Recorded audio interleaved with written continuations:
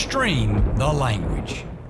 Hey y'all, I'm Jordan with Primos Hunting, and you know, turkey season has opened up across the South. A lot of seasons across the Midwest and out west are starting to open within the next couple weeks, and everybody in the US of A is fixing to start chasing longbeard. So to start out with, to make your hunt more successful, you have to have your gun patterned.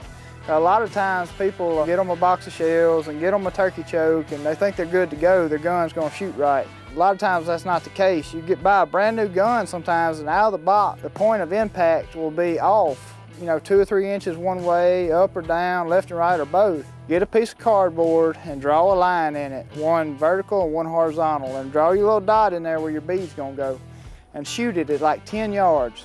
That way you can adjust your pattern to where your gun's shooting true. So, to check the point of impact, I like to use just a bird load. This is 7.5 high brass. This is what I shoot doves with. That way you're not wasting your high dollar turkey shells to just figure out if your gun's shooting straight.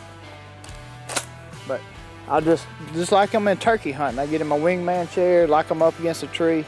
That way everything's the same way as if you were hunting. But you can see the little horizontal and vertical line out there, the black dot in the middle. And that's where I want to hit, right in that black dot. But we're going to shoot and see. It should be pretty close because I shot this gun before.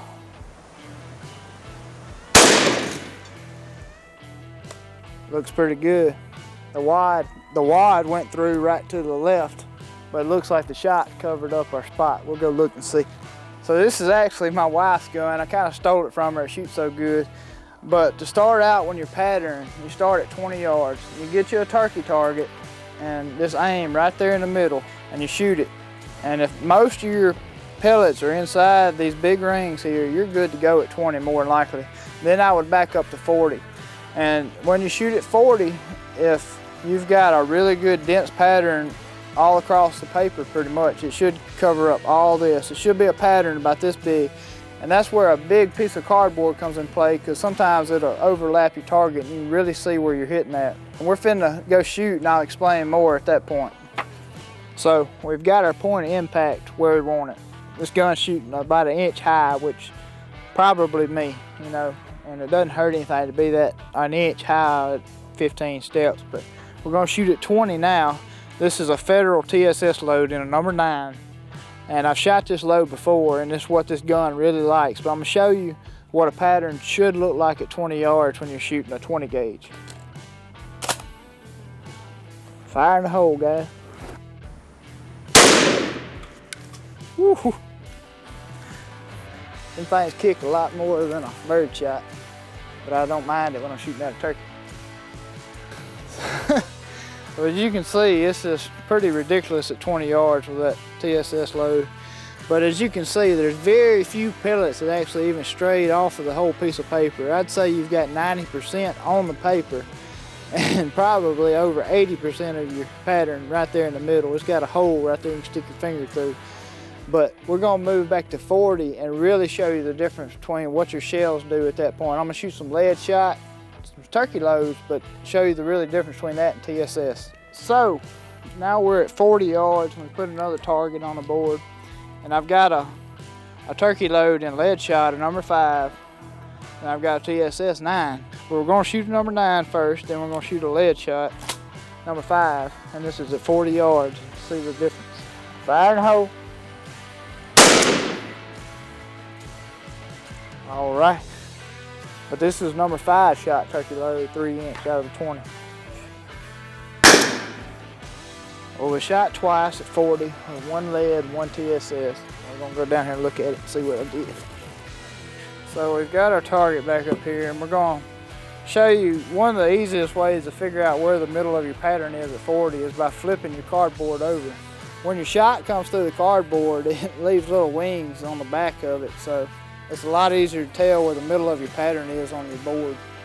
One way to really get the true center of your pattern is you just kind of figure out where the middle of it is. You get a wire, and what we've done, we've bent it where you can put a Sharpie in there, twisted it up, and you find the middle of your pattern. You can use a string also, same purpose. Make them 5 inches where it makes a 10-inch circle. You find the middle of your pattern here. I'm gonna guess that's it. And you stick your wire in a hole and just draw a circle. This is the redneck way of doing it. I'm sure they make more precise ways, but this gets you pretty close. So what we like to do is you'll just draw lines across here and divide it by 4. Give you 4 little areas. And that makes it easier to count tracks. You just count and you'll put the number up here when you get done in that area. So I'm finna count. We'll give you a total here in a minute.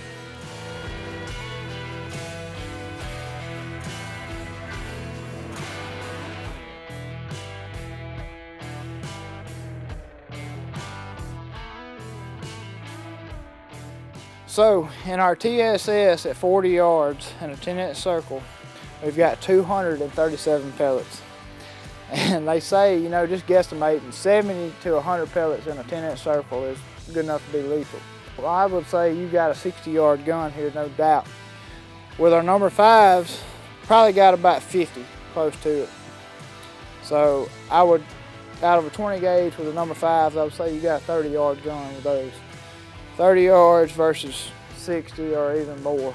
I can't shoot that far, I won't hit them. I'll miss them by 10 feet, but that just shows you the difference in patterning your gun.